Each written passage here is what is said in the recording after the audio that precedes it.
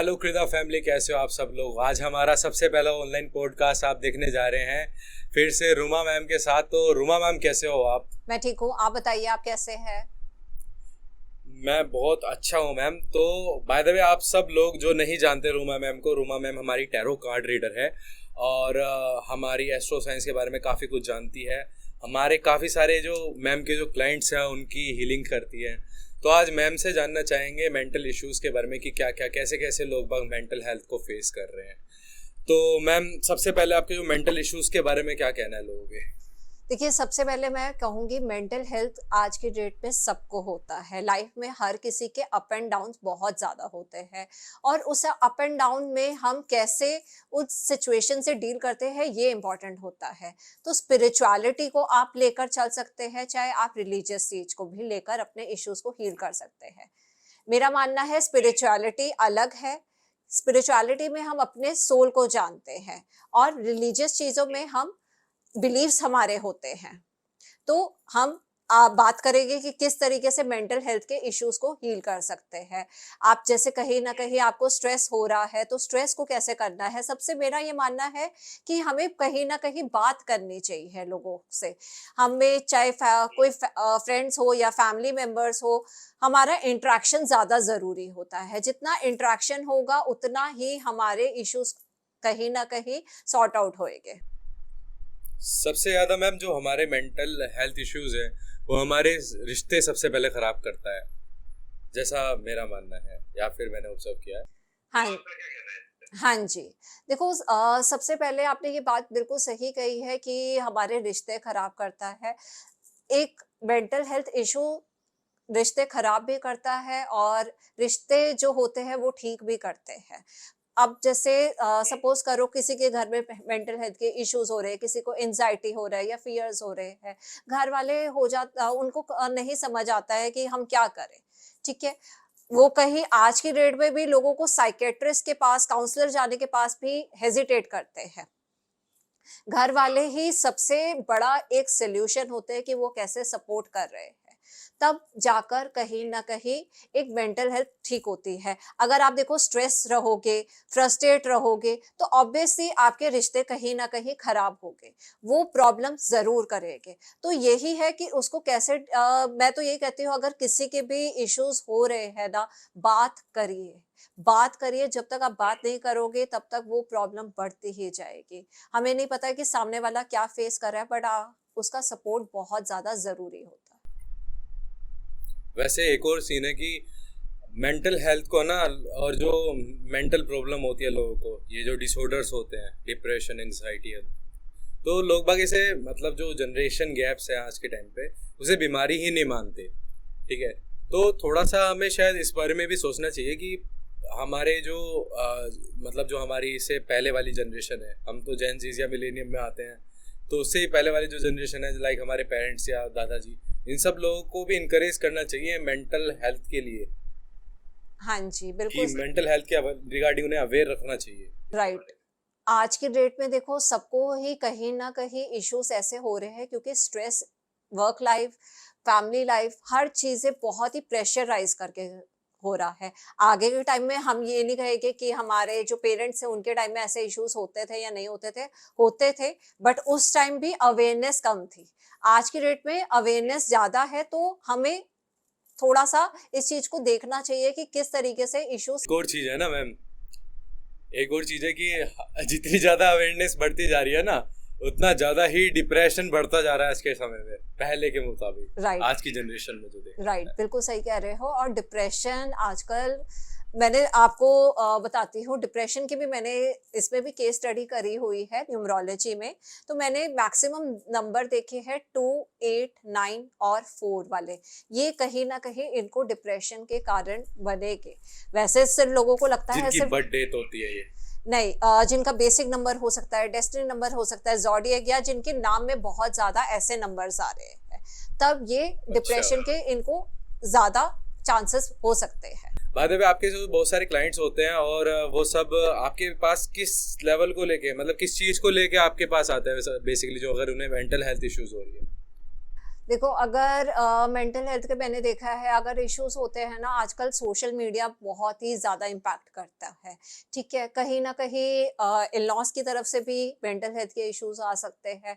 किसी भी आजकल कोई पीयर प्रेशर की वजह से भी आ सकते हैं इश्यूज। तो हमें इन सब चीज़ों को देखना चाहिए। अब देखो मैं कैसे सॉल्व करती हूँ ये बहुत एक अलग अलग टेक्निक्स होती है। जैसे आपको भी पता है मैंने लाइक हाँ, लास्ट टाइम भी पॉडकास्ट करा था तो मेरे को 31 मोडालिटीज आती है तो उसमें मैं एनएलपी भी यूज करती हूँ, that is the neuro linguistic programming, और शामनिक हीलिंग भी यूज करती हूँ। तो क्लाइंट का जैसा जैसा इश्यूज होते हैं हम उसी के अकॉर्डिंगली हील करते हैं। तो मैं कुछ रेमेडीज भी बता देती हूँ, जैसे कुछ रेमेडीज होती है तो वो भी वर्क करती है। कितने लेवल पे मैम आपको लगता है कि मतलब सोशल मीडिया ही मेन कारण है, कितना परसेंटेज आप कह सकते हो इस चीज को? ये देखो ये कहना मुश्किल है कि कितना परसेंट है। ठीक है, मैं कहूंगी 70 to 80% बहुत ज्यादा है कि सोशल मीडिया ही इम्पैक्ट कर रहा है। फॉर एग्जाम्पल किसी ने सोशल मीडिया में अपना स्टेटस डाल दिया, कोई आपने कुछ गाड़ी ऐसी वो फरारी डाल दी या कुछ भी ऐसी डाल दी। ठीक है, सामने वाले को लगेगा यार इसके पास ये चीज आ गई मेरे पास नहीं आई है, इसके फॉलोअर्स ऐसे बढ़ गए हैं मेरे फॉलोअर्स नहीं बढ़ रहे हैं। तो ये बहुत ज्यादा इम्पैक्ट करता है। ठीक है, अगर रिलेशनशिप में हो उसका स्टेटस उसने ऐसे ये डाला था, ठीक है, वो और किसी के साथ घूम रहा है। तो ये सबसे ज्यादा चीजें हैं जो सोशल मीडिया ही कहीं ना कहीं मेंटल हेल्थ पर बहुत ज्यादा इम्पैक्ट कर रहा है। आपके अकॉर्डिंग जो मेंस मेंटल हेल्थ है और वुमेन मेंटल हेल्थ है, दोनों का स्टेटस कैसा है आज के सिनेरियो में? देखो ये नहीं है कि मर्द को दर्द नहीं होता है, वो भी पेन में ही जाते हैं उनको। बहुत ज्यादा। हाँ जी, उनको भी कहीं न कहीं इश्यूज़ होते हैं और वुमेन को भी होते हैं। वुमेन को मैंने देखा है कि इन-लॉज़ की तरफ से होते हैं, और मेन को जो देखा है वो कहीं न कहीं उनको लगता है कि हमारी वाइफ़ की वज़ह से हम मदर का साथ दें या कैसे करें। वर्क प्रेशर बहुत ज़्यादा, ठीक है? ये ही कहीं न कहीं दोनों इक्वल ही मैं कहूँगी रेशियो आजकल बच्चों को भी हो रहे हैं। आप देखोगे पीयर प्रेशर में ही कहीं न कहीं हो रहे हैं कि भई उसके मार्क्स ज़्यादा आए हैं, मेरे इतने नहीं आए हैं, पेरेंट्स भी वैसे ही वो चीज़ कर रहे हैं। तो इश्यूज़ बहुत ज़्यादा है, और ये नहीं कहा सकता है कि भई मेल को ही होगा या फीमेल्स को होता है, ऐसा कुछ नहीं है, दोनों को इक्वल मैनर में आजकल हो रहे हैं। बट अगर डेटा की बात करी जाए तो मेरे ख्याल से I am not sure but women को ज़्यादा होता वैसे इस बात में मैं आपसे पूरा आर्ग्यू कर सकता हूँ। बाद में मैन को है ना हर चीज में मैम डिप्रेशन हो सकता है, मतलब हर चीज के छोटी छोटी चीज मैन को हर्ट कर जाती है। है। और आई थिंक मैन मेंटली इतना स्ट्रोंग नहीं है जितना एक वुमेन है। मैन फिजिकली स्ट्रोंग बहुत है वुमेन से, लेकिन वो मेंटली स्ट्रोंग उतना नहीं है। कह सकते हैं। बट यही है मेन की प्रॉब्लम क्या हो जाती है कि मेन जो होते हैं वो लोग शेयर नहीं करते हैं। वुमेन कहीं ना कहीं शेयर कर लेगी, अपनी मदर से कर लेगी, मेन को कहीं वो एक दर्द छुपाना है, तो वहाँ ये प्रॉब्लम आ जाती है। दरअसल ये भी है मैम कि वुमेन को है ना लाइक उसका सॉफ्ट नेचर प्रिडिक्ट किया गया है, मतलब बेसिकली है ऐसा। तो वुमेन के है ना पास कोई भी अगर मतलब उसे किसी से सिंपैथी या फिर कुछ भी कह सकते हैं हम, किसी से कुछ बात करनी है तो उसके पास लोग भी खुद आ जाएंगे उससे बात करने के लिए। अच्छा, जो आदमी होगा ना तो आदमी के पास कोई भी बात करने नहीं आएगा। इनफैक्ट अगर उसके दोस्त भी होंगे तो दोस्त भी उसका मजाक में उड़ा के चले जाएंगे, जो उसे बात करनी थी वो बात अधूरी रह जाती है। तो ये थोड़ा सा मैं इनके साथ प्रॉब्लम है। हाँ जी, बिल्कुल सही कह रहे हो, बिल्कुल सही कह रहे हो। लोग कोई बात थोड़ा सा बात अट्रैक्ट नहीं होते हैं आदमी से। नहीं ये भी कह सकते हैं, बट मैं ये कहूंगी खुद भी अप्रोच करना चाहिए। अगर हम कोई भी इश्यूज फेस कर रहे हैं तो हमें बात करनी चाहिए।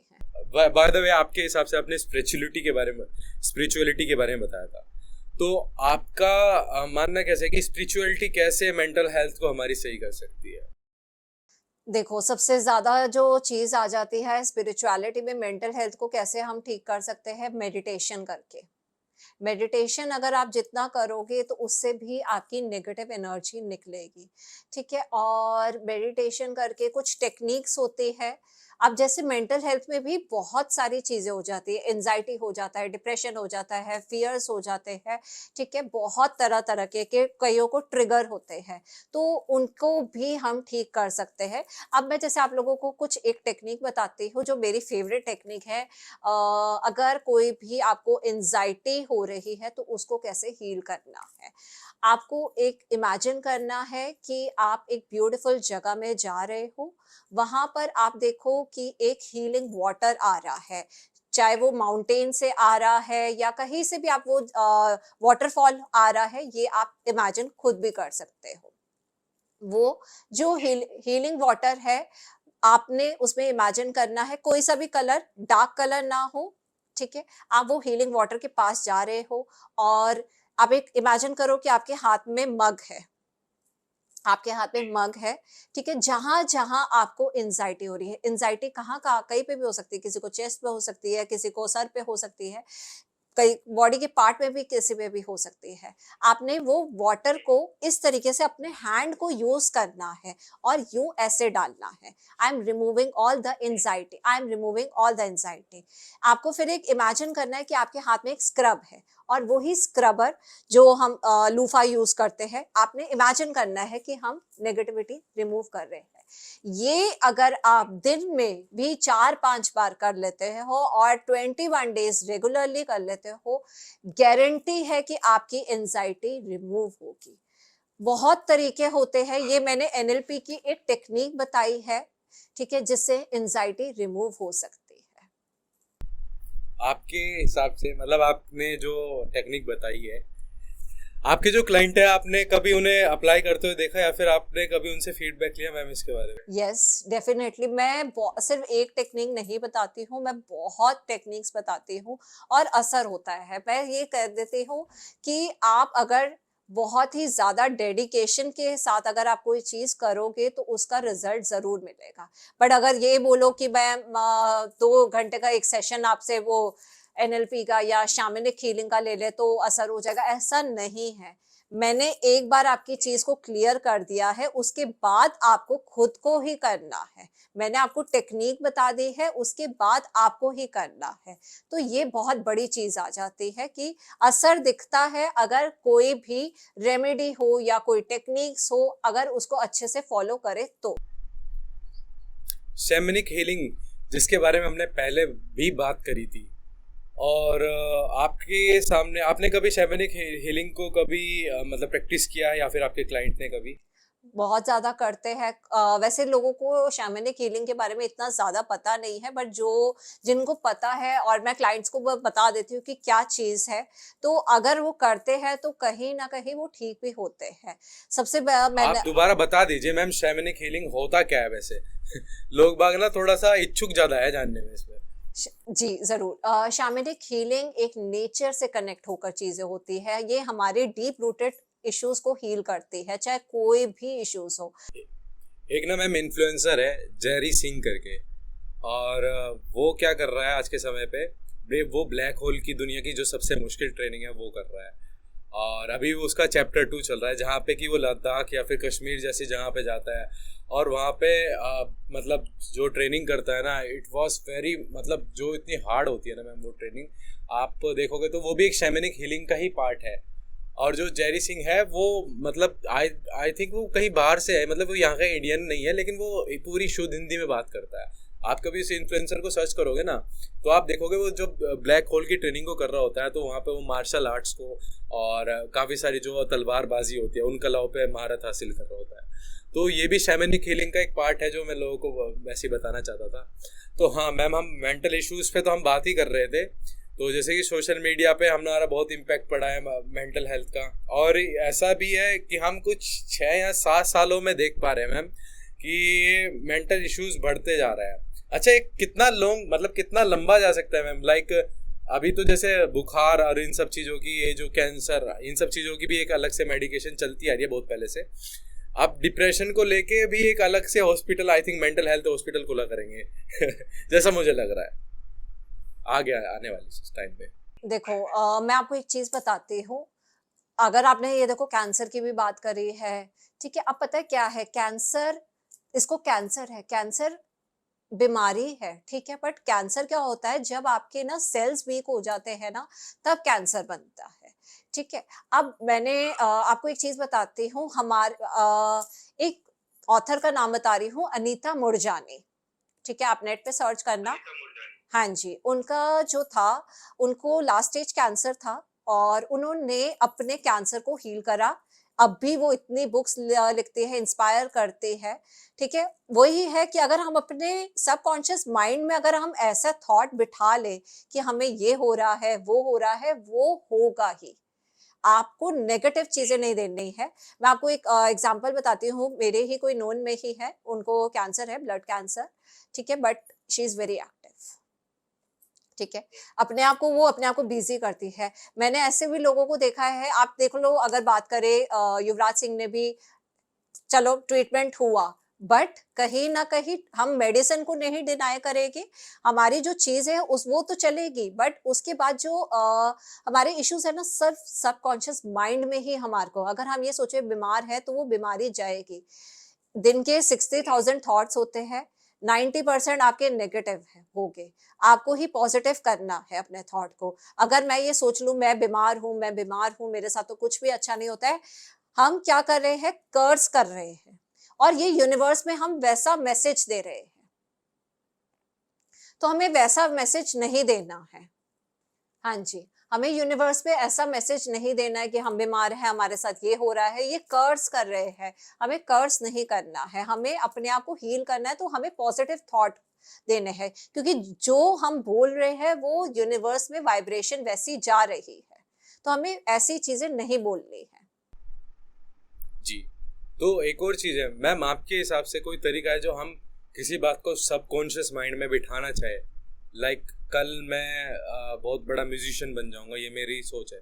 अगर मुझे इस चीज़ को सबकॉन्शियस माइंड में बिठाना है, तो इसका कोई आपके पास कोई ऐसा रेमेडी या फिर कोई भी आपके पास ऐसा तरीका हो जो आप बता सकते हो ऑडियंस को? देखो, मैनिफेस्टेशन बहुत ज्यादा वर्क करता है, ठीक है। अगर आप सबकॉन्शियस, आपको ये बोलना है कि मैं बहुत बड़ा सिंगर बन रहा हूँ, मैं बहुत बड़ा सिंगर बन रहा हूँ, ठीक है, ये, और वैसे ही फिर आप अपने वॉलपेपर पे चीजें ऐसी लगा लो जो आपको अट्रैक्ट करे, जो आपको दिखे, और वही उस चीज को आप बोलते जाओ, क्योंकि जब तक आपकी बॉडी नहीं अडेप्ट करेगी सबकॉन्शियस माइंड में, तब तक कोई चीजें वर्क नहीं कर सकती है। एक और बात है कि मैम, जैसे आपका कहना है कि बंदा अपने आप को बिजी रख लेता है, ठीक है, और वो सारा दिन दिन भर इधर उधर सारी सभी चीज़ों में बिजी हो गया, बस एक समय आता है जब वो रात आती है मैम जब आदमी अकेला पड़ जाता है, तो वहाँ उस जगह आई थिंक सबकॉन्शियस माइंड में हमें बिठाना पड़ता है, नहीं मैं ठीक हूँ।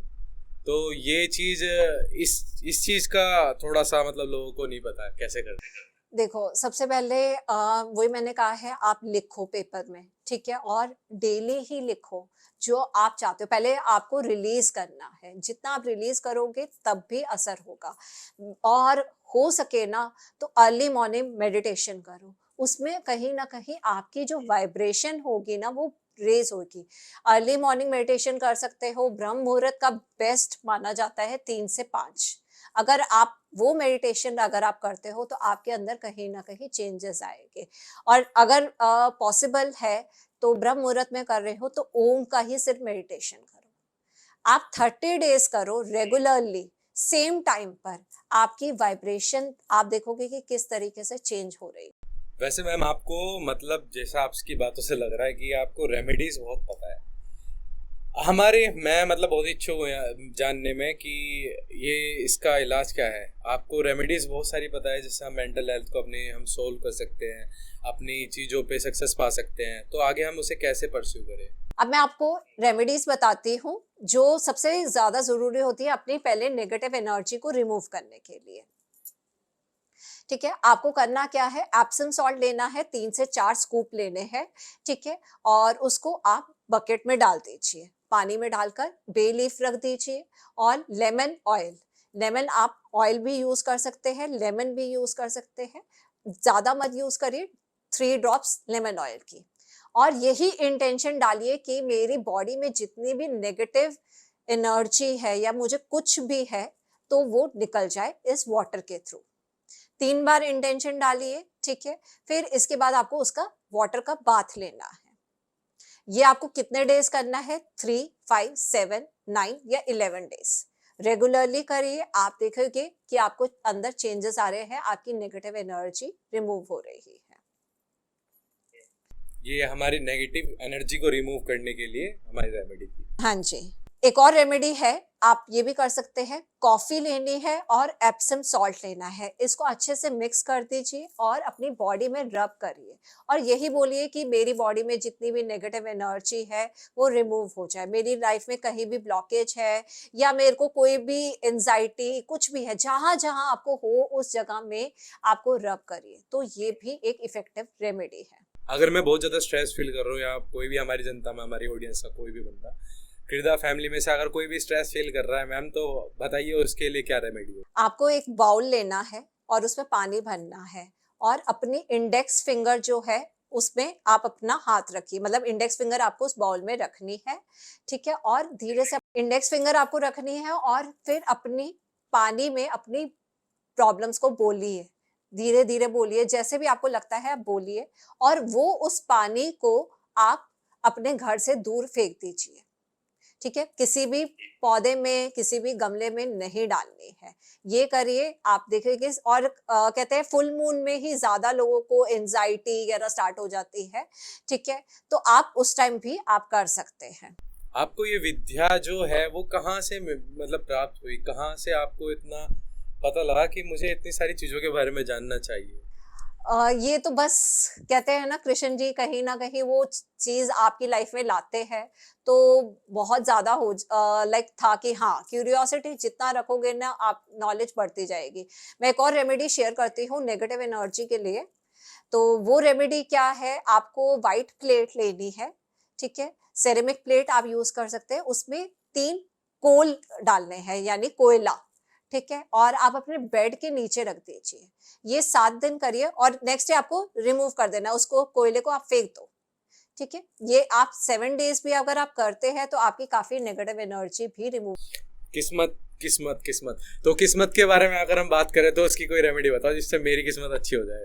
ओके, एक ना यंत्र बनाना है, ठीक है। आपको स्क्वायर बॉक्स में नंबर आपको लिखना है 8, 9, 3। सेकेंड बॉक्स में आपको लिखना है 2, 7, 11। थर्ड बॉक्स में लिखना है आपको 10, 4, 6। आप ये एक वीडियो में आपको वो मिल जाएगा, ठीक है, कि किस तरीके से आपको यंत्र बनाना है। ये लक के लिए बहुत अच्छा होता है। ये आप अपने पास एक पेपर में बना के लिख सकते हैं और ब्लू कलर के पेन से बनाना है। और ये आप पहन भी सकते हैं, एक जैसे पेंडेंट की तरह भी पहन सकते हैं। और अगर आप भोजपत्र होता है, अगर आप भोजपत्र में लिखते हैं, ठीक है, तो बहुत ही इफेक्टिव होता है। तो भोजपत्र क्या होता है मैम? भोजपत्र एक पत्र होता है, बहुत ही अच्छा पेपर होता है।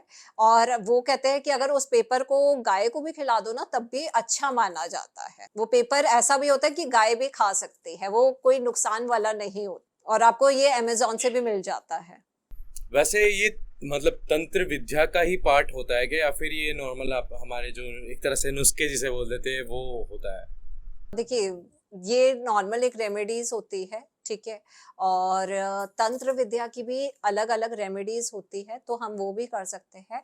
पहले मैं ये कहूंगी कि देखो, थोड़ा सा जितना हम पूजा पाठ में ध्यान लगाएंगे तो ये नहीं कहूंगी कि असर नहीं होता है, ठीक है। अगर हनुमान चालीसा आप रेगुलर करो तो तंत्र विद्या भी कम पड़ जाती है। मैं इसमें एक रेमेडी बताऊंगी। फिटकरी को आपको क्या करना है, 7 बार घुमाना है, ठीक है। और तवे पे जलाना है। तवा आप वैसा ले लीजिए जो खराब हो, ठीक है। जब फिटकरी जो मेल्ट हो जाएगी, तो जिस पर हुई है ना तंत्र विद्या, ठीक है, तो आपको उसका क्या कर, उसको बोलना है कि अपने पैरों से वो जो फिटकरी जो मेल्ट हो चुकी है ये मार दे, ठीक है। और बहुत अच्छी एक रेमेडी होती है, अगर आपको कुछ ऐसी चीजें दिख जाती हैं तो आप जूते से मार सकते हैं, अपनी थूक फेंक सकते हैं। तो ये बहुत अच्छी रेमेडी है कि तंत्र विद्या आपके ऊपर नहीं होगी। जो मैंने आपको ये फिटकरी वाली रेमेडी बताई है, ये आपको सैटरडे के दिन करनी है। तो एक और लक इनहांस करने के लिए बता देती हूँ, ठीक है। लक, हाँ जी, लक इनहांस करने के लिए आपको क्या करना है, गोट मिल्क, ठीक है, गोट मिल्क आप ले लीजिए, और पार्सले बोला जाता है, ठीक है, पार्सले ये आपको अमेजोन से भी मिल जाएगा, आपको ऑनलाइन मिल जाएगा, और इन दोनों को अच्छे से मिक्स करिए और इसका बाथ लीजिए। नेगेटिव एनर्जी रिमूव होगी और साथ साथ आपके कहीं ना कहीं आपके लक भी इनहांस होगा। इसका बात वही 3, 7, 9, 11 डेज आपको करना है। 7, 9, 11। हाँ जी। अच्छा, तो चलिए, आज हमने बहुत सारी चीज़ों के बारे में बात की। आज हमने मेंटल इश्यूज के बारे में बात की, आपने जो डिप्रेशन के बारे में बात की हमने, और हमने रेमेडीज़ के बारे में जाना रूमा मैम से। तो आशा करता हूँ रूमा मैम आप फिर से हमारे पॉडकास्ट में दोबारा तिबारा, जब तक हमारी ऑडियंस डिमांड करती रहेगी, आप आते रहिएगा जी जरूर। और आई थिंक हमारी सारी बातें आज के लिए ख़त्म हो चुकी है। तो मिलते हैं फिर हम अगले एपिसोड में। चलिए, राधे राधे। Radhe Radhe, thank you.